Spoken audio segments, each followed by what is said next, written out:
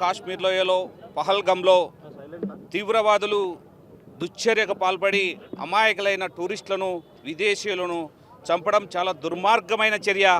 ఇటువంటి చర్యలన్నీ భారతీయ ప్రజలు తీవ్రంగా ఖండిస్తుంది.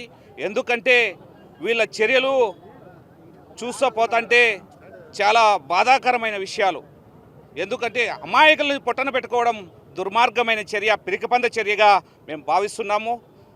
కేంద్ర ప్రభుత్వము తక్షణమే వీళ్ళ మీద ఉక్కుపాదం మోపి ఉగ్రవాదాన్ని అణచివేయాలని మేమందరం కోరుకుంటున్నాము. ఎందుకంటే సామాన్యులు ఈరోజు టూరిజం డెవలప్ కావాలని, అక్కడ శాంతి భద్రతలు వెల్లివిరసాలని ప్రయత్నం చేస్తుంటే కేంద్ర ప్రభుత్వం మోడీ గారి సహకారంతో ఈ విధంగా పిరికిపంద చర్యగా మేము భావిస్తూ భయభ్రాంతులకు గురి చేయాలా, భారతదేశంలో అలజడి సృష్టించాలని ప్రయత్నం చేస్తున్న పిరికిపంద చర్యను భారతీయ జనతా పార్టీ తీవ్రంగా ఖండిస్తుంది.